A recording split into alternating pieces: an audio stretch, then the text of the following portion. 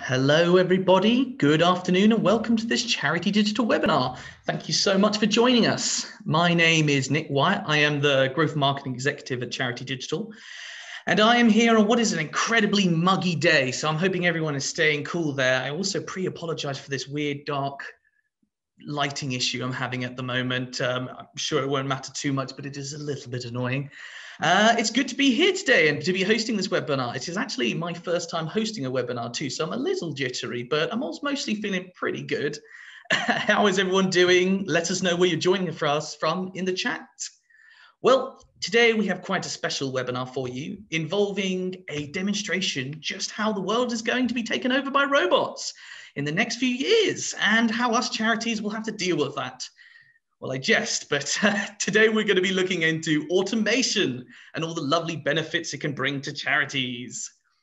Now, this almost seems to be a taboo subject, with many jumping into a defense stance whenever it's brought up, stating that it's too complicated, or they don't understand how it works, or they don't know how it can benefit them. But what automation can do for charities is take their day-to-day practices and automate many of those processes, such as marketing, data analysis, and so much more. Essentially, automation makes charities work easier and more efficient. So today we're going to be focusing around the benefits around automating data entry with some real-world examples. Just a few house rules first. Please join in the discussion in the chat bar and share your stories on automation. It'll be great to see some discussions there. Also, please make sure to get all your questions in with the Q&A button. We will have a Q&A, so questions at the end of the webinar. Also, make sure to upvote all of your questions that you like the most so that they are answered. Also, if you need closed captions, they are available for those who need them. All you need to do is click on the CC button on your screen. Lastly, this session is being recorded, so all the slides and resources along with the recording will be sent out within the week. So today we are joined by Rory McNann from AutoEntry, but also Nicky Harding from Towie Community Church, who will be taking us through today's webinar. Rory, take us away.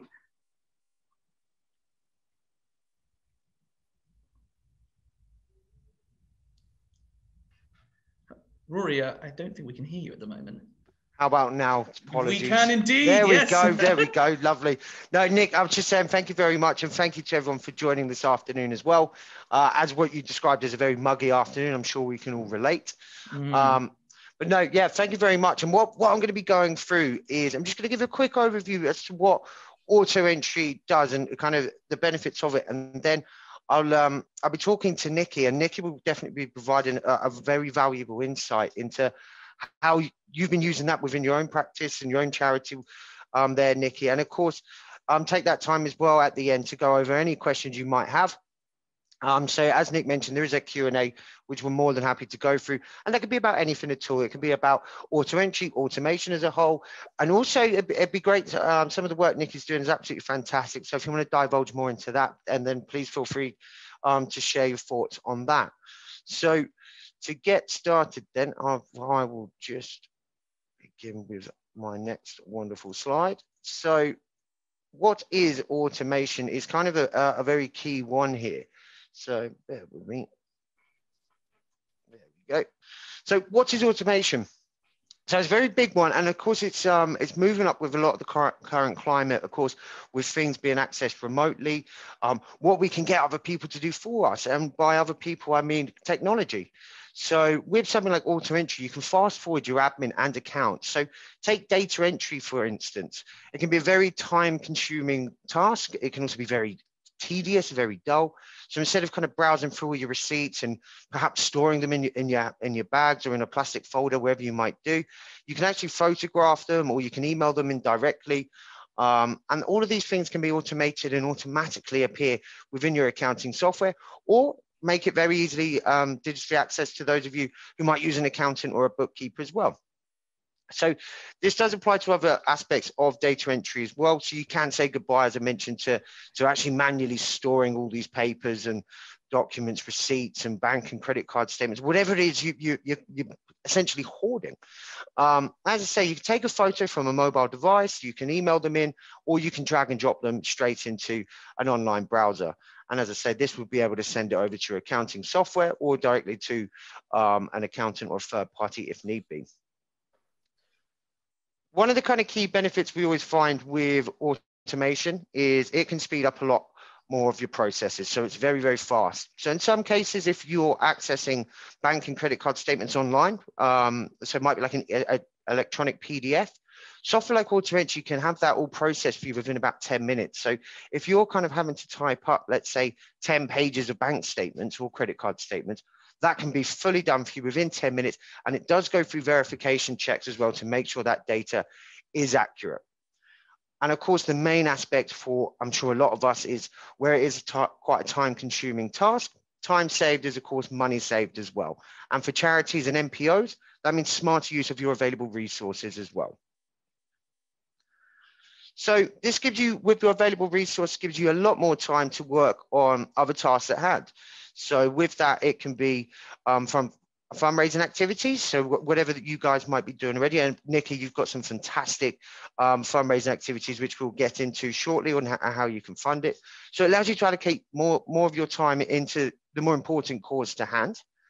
Administration, unfortunately, with any charity or any NPO or any business in the world, there is always going to be an admin side to the role. And a lot of the time when I do these talks or meet people out and about, I don't think anyone really kind of wants to spend their time doing the admin, maybe doing data entry. So this kind of helps allow you to focus on the more important tasks to hand, if you like.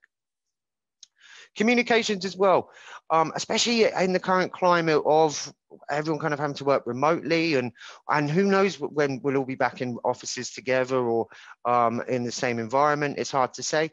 So with tools like AutoEntry and any other kind of accounting softwares or any kind of automation tool, where they can all be accessed remotely, it gives a clear transparency into what each individual's up to, what tasks might need to be achieved, and then that leads over to strategy as well.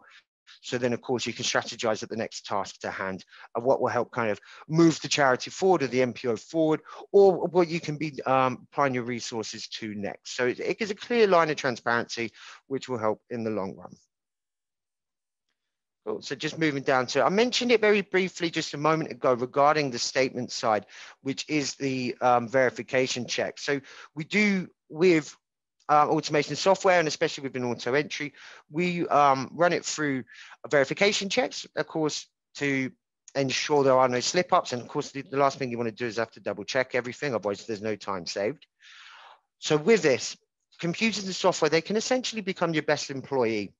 Or a volunteer in certain cases, because they'll never call in sick, they'll never go down, if you like, so they don't ever get bored of the task either. So it's not a case of, oh, they've had a bit of a slow day. They're always there for you 24/7, 365 days of the year. So they don't get bored, and with that, they don't get tired. So they'll never take annual leave or venture abroad. And I'm sure some of you will be itching to get away on holiday eventually. You can go on holiday because this software and types of automation softwares will look after everything in the background for you whilst you're away. So business as usual for yourselves, and seldom make mistakes. So we are all human. It's very easy to, I mean, I certainly sent one today. I went to email a colleague, and then there's two colleagues with similar names. I've emailed the wrong one. So little mistakes like that, it can be very kind of really simple, really silly. It's not going to happen in these scenarios because, as I say, it does go through plenty of checks to kind of ensure that everything is accurate and up to date. And a very big one is how kind of helping everyone go a bit more green. So taking a step towards being an a paperless environment. So it goes all the way back to one of the earlier slides with regards to if you're storing a lot of paperwork in the office or even in your personal wallet or purse or handbags, whatever it may be, you're always going to keep them kicking around. There's always going to be a thing called an archive facility within automation software. That just allows you to recover any old data whenever you need it at the click of your fingers. So one of the really kind of key ones here as well is with AutoEntry, for example, and a lot of kind of accounting softwares, there are HMRC guidelines we have to adhere to. And that is a HMRC compliancy. And that means we have to store your data for a minimum of 7 years. However, no company will ever take ownership of the data. It is entirely yours. So whenever you need to download it all, so maybe you're moving from one provider to another, for example, by a click of a button, you can download everything in one go and it will instantly transfer over. What this actually mainly allows you to do as well is clear up the office space. You don't need to keep stacks of paper lying around anywhere. Filing cabinets can be shifted off. You don't need to keep them hoarding all of these data. So it does help you keep a more paperless environment. And of course, if you are working remotely as well, I'm sure some of you have probably got a lot of paperwork in your own households, which you perhaps don't really want lying around, but you don't really want to get rid of them as well, because eventually they might have to make its way back to the office. You won't need to worry about that solution with AutoEntry and any other automation softwares, because as I say, you can access all this data wherever you are in the world, at whatever time you need to. You have it all there ready for you in an archive facility. Cool. So how small scale automation helps charities? So just 4 key points I kind of pulled out for this afternoon is efficiency. So as I said, it allows you to dedicate your time to other resources that are going to be more beneficial to the work you're providing, and allowing you to make a greater good, if you like, as cheesy as that may sound, but that's what automation is going to allow you to do, because you can dedicate your time to other aspects of the charity and the organizations. It reduces labor. So kind of one key step we always kind of want to pinpoint with automation, it's never ever going to be here to replace a human being. It just allows you to reduce the tasks that other individuals doing, and again, just have a bit more of a meaningful task resolved. So we're never here to replace people, we're just here to kind of aid them. And it helps with being paperless, as we just touched on, so helping a more green environment, and especially with working remotely with clear transparency and where you can access all your old files and data. And of course, the key one we haven't mentioned just yet is it helps bring in charities to digital, because a lot of charities and NPOs that I speak to on a regular basis, and Nicky will probably touch on this in more detail very shortly, is we can all be very much set in our own ways. It does take a bit of a step to kind of go, right, I'm now going to rely on something else. It's not that at all. It is going to help you have a more seamless transactions throughout the organization, as well as kind of having clear transparency and communications with each other, and how you can progress and move forward. So yeah, helps bring a more digital environment. And with things like government incentives, like making tax digital, this is kind of automation's the key driver behind this as well. So that's just kind of a very quick overview into, well, some of the benefits into automation software. What I'm going to do now, Nicky, I'm going to introduce yourself now, and then I'm going to bring you in to kind of discuss more about the work you're doing, and then of course how automation's helped you and TOWIE to move forward. So with that, Nicky, it'd be great to hear just a bit more background about yourself and of course the work you are doing. Okay, thank you, Rory. Thank you first of all for inviting me. It's an honour and a pleasure. So I've been in accounts now for about 16 years, and that started really because I was bringing up children, and when my last child then went to full-time school, I began to think, well, what am I going to do then? You know, without the little ones around the house anymore, what job am I going to do? And I decided that bookkeeping and accounts would be a good thing. So whilst they were still little, I did a correspondence course for a year and passed that, really enjoyed it. And then it was at my local college then I was able to carry on and do the last couple of years then of that qualification. So from there, I was then able to get a couple of accountancy jobs in the bookkeeping, all within charities actually. And so the one I'm in now is, as we've said, for TOWIE Community Church. And that's a local church in our town that was started, the church was started in 2001, but it was very small at that time and it's just grown from there. And we're in a town of about 14,000, but actually of the county of Carmarthenshire is quite a bit bigger than that, 188,000. That was the, oh, wow. Yeah, that was the number in 2019 when that was taken. So the church has really sort of grown through that time. First of all, we started a food bank, and that was just, you know, good it was there. Unfortunately, it's the need, but it's the need that does help the people, you know, and it's there to access. So that's been going since 2010. And then the town council have always wanted like a bowling alley, but it was always like the means to be able to do this. So our sort of minister at the time then approached the council and say, look, can we start one? Can we take it on, you know? So it was about, I think it was 2008 that we started those consultations with the council, and we partnered with them and taking over an old cheese factory that had been laid dormant. And the council actually owned this, so they gave it to us then as part of the enterprise. So we then started in the preparations then to be able to convert this cheese factory into a bowling alley. And so long story short, that opened in 2013. So just this month has been our 8th birthday in that being open. Oh, happy birthday. Thank you. So I started there then just a year after that in 2014, and seen a lot of change. You know, a lot of things have been added to that. It's grown like tremendously. And sort of our mission for our work in the community is reaching people and changing lives. So to be able to do that, we're running the bowling alley at probably a lower cost, just to be able to put the funds back into the community projects that we're doing. So what runs alongside that then is a furniture recycling warehouse, the food bank also on site. And then we've just started in November last year, a community money advice. Okay. Because a lot of the people, we want to try and get to the root of the problem of why people need food banks and why people, you know, struggle with their money issues. And very often it's budgeting. Yeah. So that helps them with their budgeting then.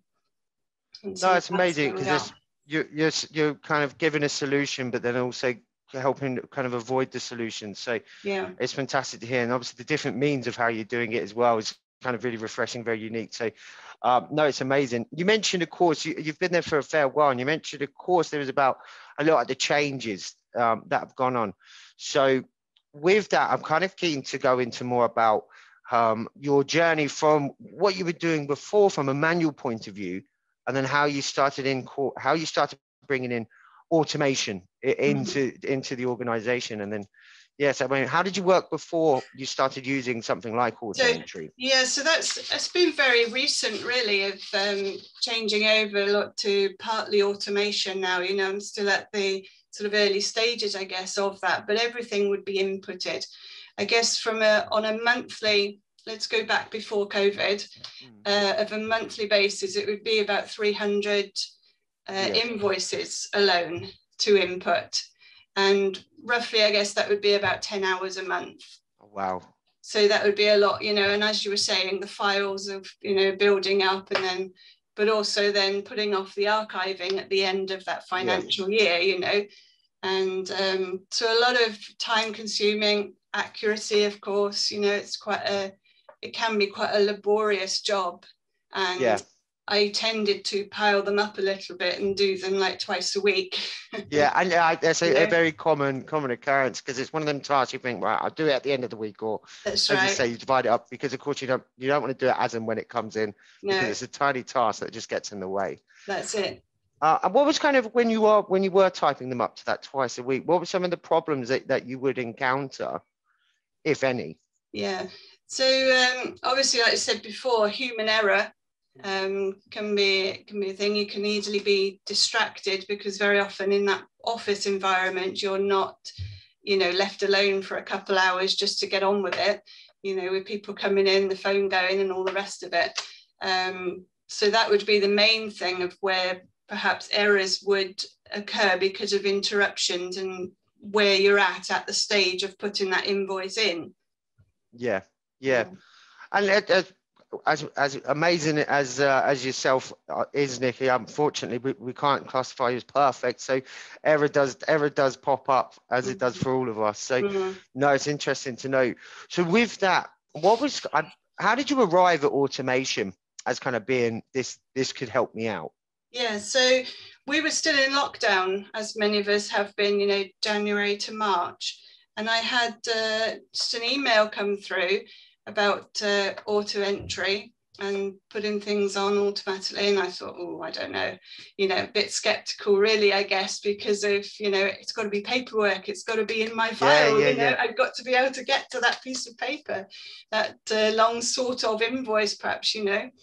But anyway, I had a chat then with somebody from the company, and they said, well, just give it a go. We've got a 3-month trial, free trial. So I thought, well, I'm in lockdown, I might as well learn, you know, something else. And so that's really how it started. It started very, you know, simply really, and really soon realized how easy it was to do and how time saving it was then as well. Yeah, amazing. So, I mean, especially, it's very quite difficult, especially with lockdown and COVID and everyone kind of having to adapt to a different environment, how they're working. So it's very, very kind of brave, a lot of people to start looking at learning new tools or doing that. So yeah, no, hats off for that. Of course, you mentioned you've got the email come through about the 3-month free trial. Did you have a look at kind of other automation softwares? I mean, how did you come to picking a vendor, if you like, or what was the process? To be honest, I didn't really research any other vendor, because the way I tend to work, if something's very easy to learn and easy to get on with, I'll run with it. And that was just the case with AutoEntry. It was learning step by step, and it's still, you know, adding to the knowledge of what it does. But it was just so, I was just so excited about how it worked, you know, and I was just telling my colleagues, you know, and it does this and it does that. And they think, you know, I think they thought I was a bit sad how excited I was getting about I mean, how it helped, you know. It is, I do get a lot of people who, or I have heard from a lot of people who are quite shocked when they, and whether it be AutoEntry or like another form of like an accounting software or any form of automation tool.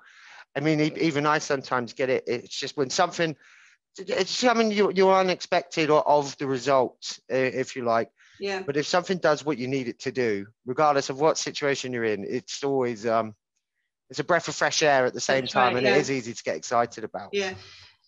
But no, and with the decision-making process, of course, it was you that had the free trial, and as you mentioned, you were chatting to your colleagues about it and explaining to them. What was kind of the process? Did you have to adopt a process to kind of get other people to buy into it? Because of course you did the free trial. Was there, and some people might be set in their ways. So was there anything you had to do to kind of get other people on board with automation? Yeah, so basically in the company, I'm the only one who does the accounts and that input. So there wasn't anything on that side of it. Okay. But obviously I had to get the permission from my manager and then the trustees, you know, to be able then to go forward with paying for it essentially. Yeah. But I had a word with my manager, and he said, well, do you like it? And I said, oh yeah, I really like it, you know. Yeah. And he says, well, if it's saving you time and you don't have to spend all those hours inputting, you can do it this way, then essentially then you can, like you said earlier, you can be doing other things that benefit the charity and the projects that we're doing, rather than spending 10 hours or more doing that in a month. You know, that may be just an hour. We worked it out on a proper, you know, working as we're getting back to some kind of busyness now. Getting there, yeah. With that, the 10 hours you mentioned, and it's obviously whittled down to an hour, so it's obviously taken out a huge chunk of your time throughout the month. Do you want to divulge into kind of what you're doing with those extra times? Have you taken up a new hobby, or is there kind of any kind of more kind of, I mean, I'm sure you're busy with obviously the trade, the furniture, and of course the food bank, and obviously the money advice. So how are you kind of spending your extra time now? I think really because it's still not totally back because of restrictions, you know, all that is still having a knock-on effect to how we can operate. But say in a few months' time, hopefully, if we can be fully open again, or the days when you know, don't have to, you know, social distance, because obviously at the moment we're running probably at half capacity in the bowling alley anyway to what we would be normally, you know. So it's a bit was a bit of a hard one to actually, you know, say what you can do with your actual extra time. Yeah. But there are things, you know, that I'll probably be doing more work perhaps down the food bank, or looking after my grandson a bit more. Yeah. Oh, nice, nice. Okay, no, it makes sense. I mean, it was kind of a question. It's just always keen to know, because I do hear some people say they do venture out and they start those kind of new avenues, or some people just want to put their feet up and maybe take an extra kind of break, which is, it's totally fine. We all need to take that step back. So it's just a case of me being really nosy, if I'm honest, Nicky. So I appreciate the honesty there. Okay. And just to kind of resort back to those 300 invoices, is it yourself that's putting them into an accounting software, or are you passing them over to a third party? Or no, it's just myself. Okay. Yeah. And do you have an accountant as well, or is it just you running all the accounts, the reconciliations? So what we do, I do the day-to-day and putting everything in, making it all balanced by the end of the month. And then for accountability, really, our accountants then will reconcile every month. Okay. And so they'll sort of do then, and they'll produce the management accounts then for the trustees and the managers. Yeah.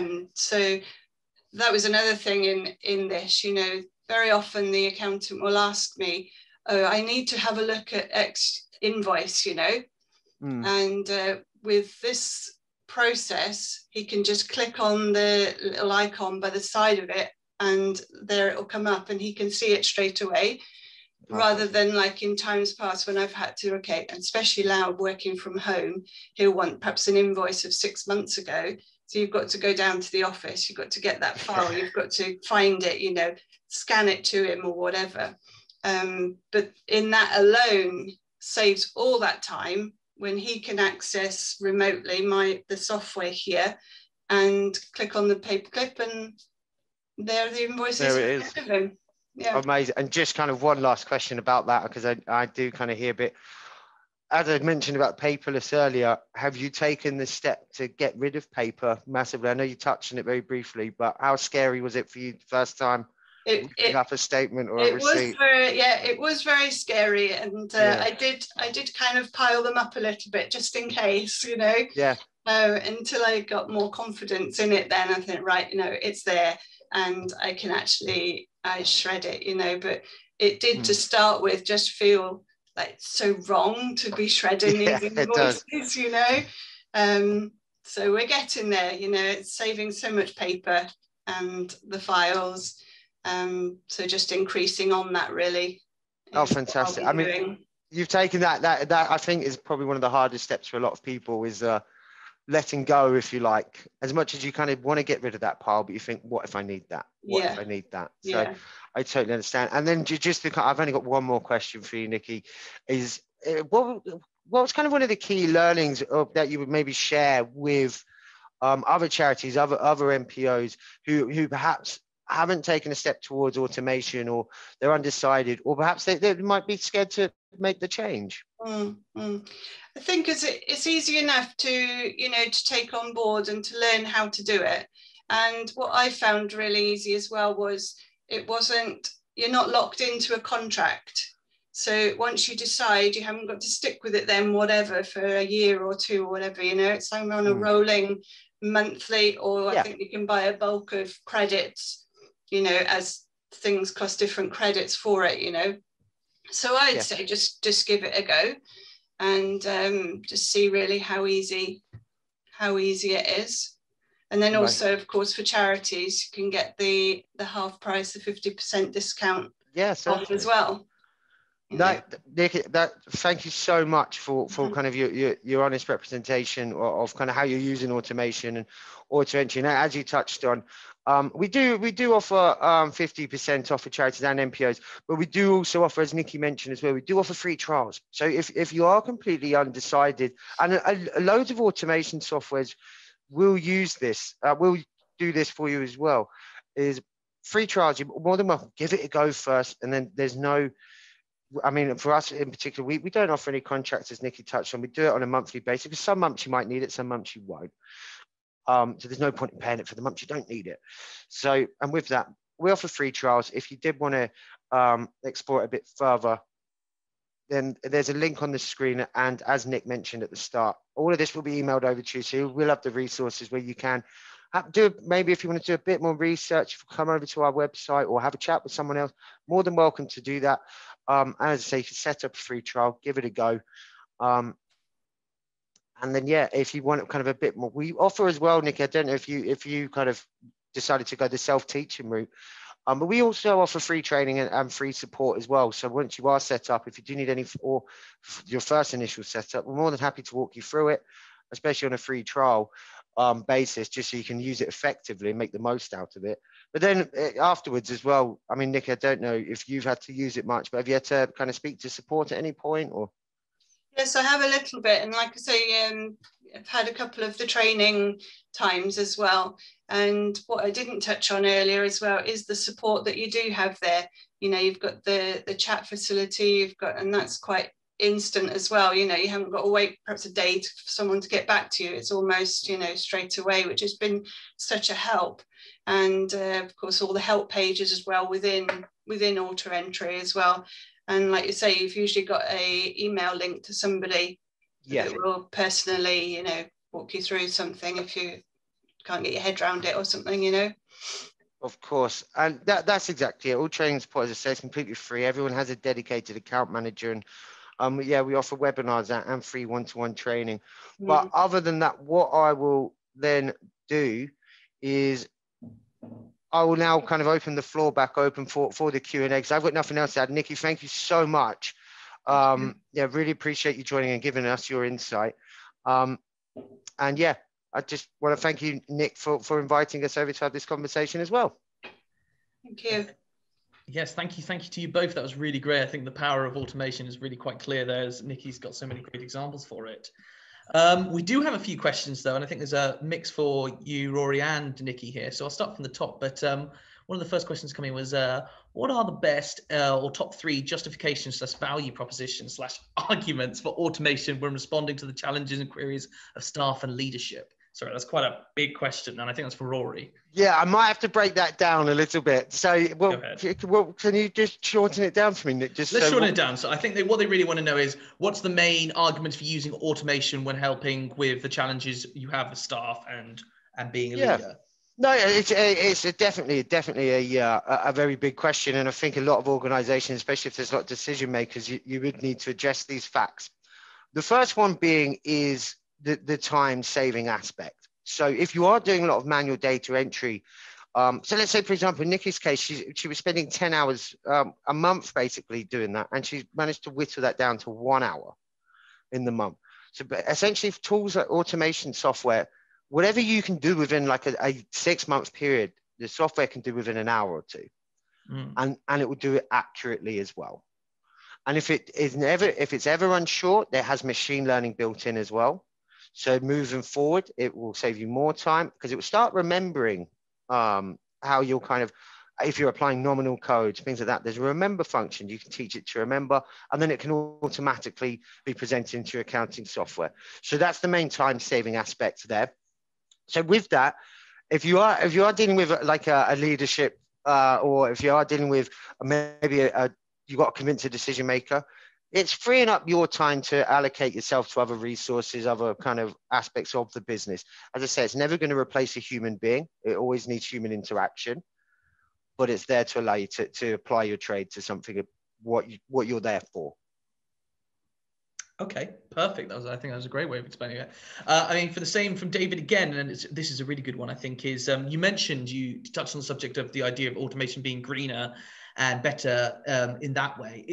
I think he would like to know more about how does that work? What makes automation greener what makes digital greener than other forms of, the things that you're replacing with automation? Yeah, so there's a couple of different angles you can look on this. So from a greener aspect, is it allows you to kind of have more kind of a digital solution. So you can, instead of a lot of people I speak to in the past, before they've used automation, they would print out the invoices, then type them up, or then hand them over to an accountant. So they're printing them out. With that, this doesn't require any of that. It can automatically just be dragged and dropped in. So you're not having the paper copies, you're not having to print out. So again, with that, of course, it's essentially saving the trees, if you like. It can also be little petty things. So Nicky mentioned as well earlier, if the accountant asked for an invoice from 6 months ago, Nicky's then got to get in the car, drive to the office and go find it. You're not going to have to do that because you can work remotely and digitally send it and communicate that way. So fuel economy, that's more saving you pocket money, but fuel emissions, sorry. So the things like that. So that's kind of how automation software is kind of having an impact to kind of the environment, if you like. Yeah, I think you're basically explaining that there's almost like a trickle down effect of automating processes that once you start freeing up time, making things easier, that there'll be little things here and there which will just all make things greener. Okay, brilliant. Thank you. So another one we have got here basically is, could you give us sort of an example of how this process operates in practice? So how would you automate a process with your platform, for example, in a quick and easy example? So, I mean, I don't know if Nicky might be best to, as a regular user of this. Nicky, I don't know if you want to answer that, or if you'd rather me. It's entirely up to you. I think you're on mute there, Nicky. Yeah, I can share with what I do.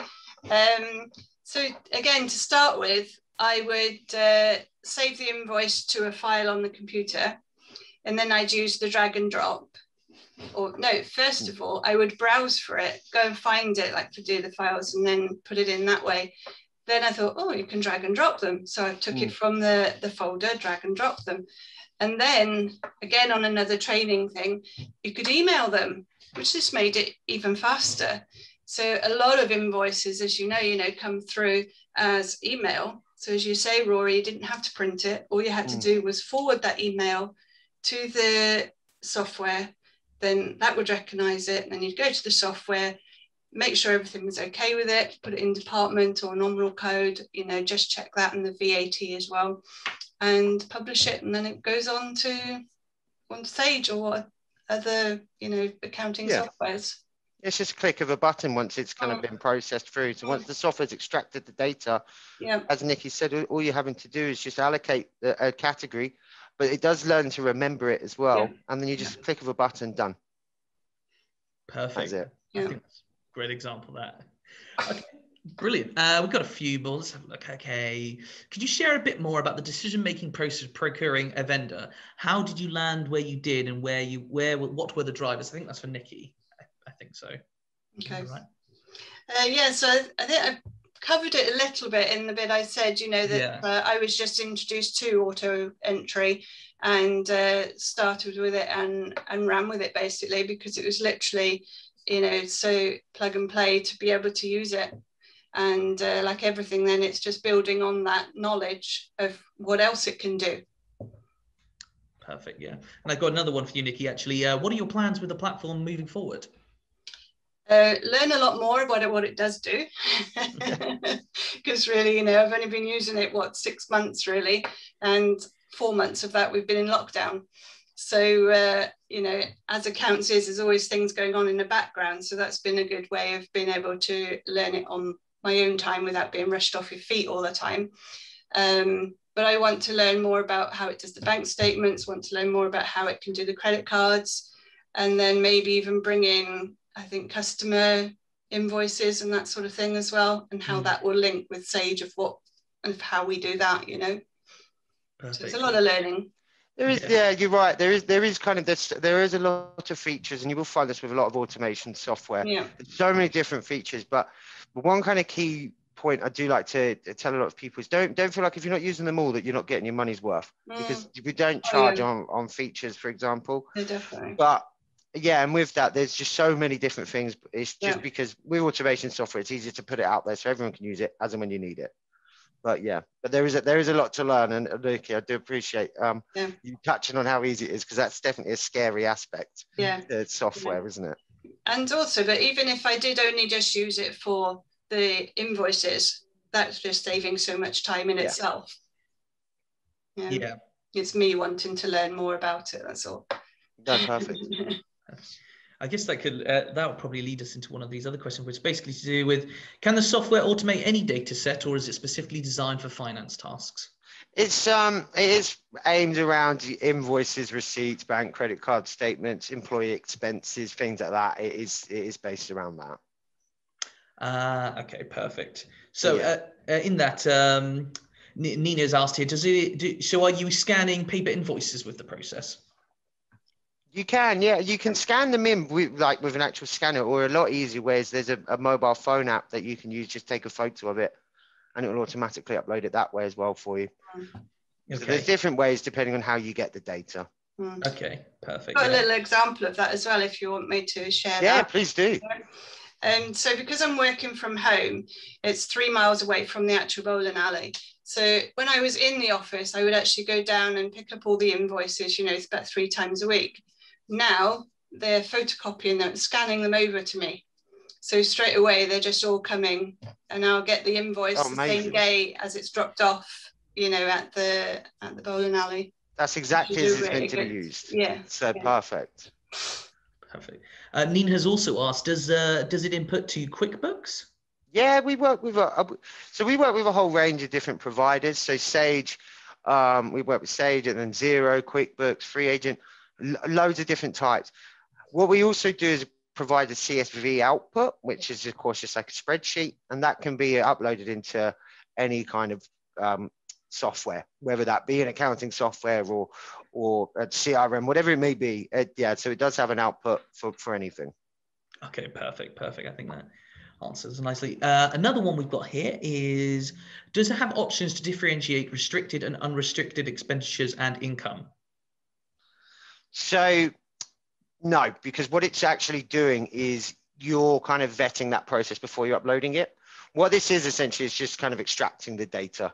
Whatever you put in front of it, it's going to take out. From there, you would have to kind of restrict that from within your accounting software or before you upload it. The only thing you can restrict is, of course, what individuals who are using the software, what they can and can't see. Okay, perfect. I think a slightly broader one here is what computers work best with this product? And I think what they're trying to ask here is if it's a case of Mac or PC or both. So with these type of softwares, and this is going to be the same for any automation software really, it's done by the browser because it's all cloud-based technology. So it's actually where you log in to go on the internet. And usually it's there is actually an answer to this, and it's usually Google Chrome and Firefox. However, it can be used on tools like Safari if you are a Mac user. I know there is I'm a Mac user myself, actually.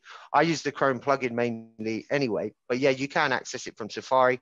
And again, you can use it from Internet Explorer, but for the slickest, fastest process of automating data and anything, it's usually Google Chrome. Okay, perfect. Yes, I'm an avid Chrome user. Can't imagine using anything else. I think I've got one last question for here, which is actually on the chat thing, which about, can you share this system with your accountant? Yeah, you can share it with anyone and everyone you need to. It doesn't cost anything either. You have unlimited users. So you can act like, so Nicky, you mentioned you kind of send them over an icon to your accountant so they can view invoices. That's right. So they remotely access the computer in my office, and then they can just access them whatever it's uploaded.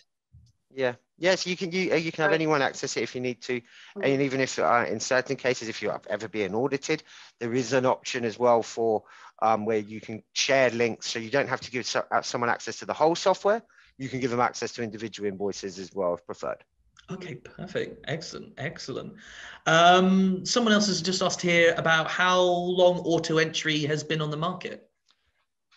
So it's a great question. We actually originally were called Ocrex, and that was originally started about 15 years ago. Then we were mainly, it was old kind of technology back then. AutoEntry as a solution and product, and what the whole company is now, has been around for coming up to 6 years. Okay, perfect. I think that, bang on. Quick, easy answers this one. Okay, got one last question then, which is, how are invoices approved for other departments? So is that departments as in departments within the accounting software, like a tracking category, if you like, or is that department as in who uses it? I think your first answer, I think that's what they mean by this. So there isn't really a set approval process. As say you would typically do that beforehand. We do have a file management option within the software. I don't want to kind of heavily go into too many features and turn it into a sales pitch, if you like. Yeah. But what it is we have a software feature within the software where you can upload into different folders, and each person can have individual folders for each department. And then someone from that department can essentially go in, go, yeah, we'll have that one. We'll reject that one. So there is that kind of process. So you can manage it through within there. But it'd be definitely something you'd probably want to have a chat about on a one-to-one basis to really kind of iron out just exactly what you mean by that. Because I don't want to say yes, and then what you actually require it to do, it's a no. So I don't want to give like a 100%, yeah, we can do that, when realistically it might not be possible to fit the requirement. Yes, I understand that. I understand that. So, okay, sorry, we just had another one. Well, we've got 15 more minutes, by the way, for everyone who's, so if anyone else has any more questions, please get them in. So Nita's asked here about, I don't understand how the data from a photo or scan gets into a QB desktop. So if you could explain that process. Yeah, so it uses technology called OCR, which is broken down to optical character recognition. And everyone kind of uses it on a more regular basis than you think. What that does is basically, it's a glorified way of saying it will pick out a number and a letter. It picks out the numbers and letters from the document, and then it will go into AutoEntry. The software extracts all that data. You then just, by a click of a button, just click publish, and then it will connect into your QuickBooks. Because part of the setup process when you first use it is get the two talking together.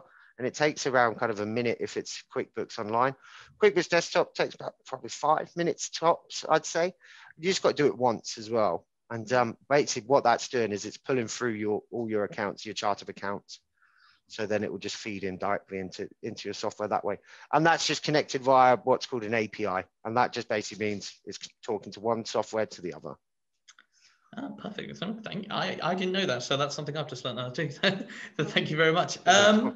I think that is all the questions we've got. Nothing else has come through. So I think we can end it there then, I guess, really. But thank you so much to everyone who's joined. Thank you so much, Rory. And thank you so much, Nicky, for joining us today. It has been really learned quite a lot. So thank you so much. No, thank you for having us. And as I say, if anyone has any further questions, you obviously have the resources to be able to reach out as well afterwards. Yeah, yes. Thank you. Perfect. Yeah, thank you very much, Nick. Thank you, everyone, for joining. Thank you. Thank you for everyone joining. Yeah.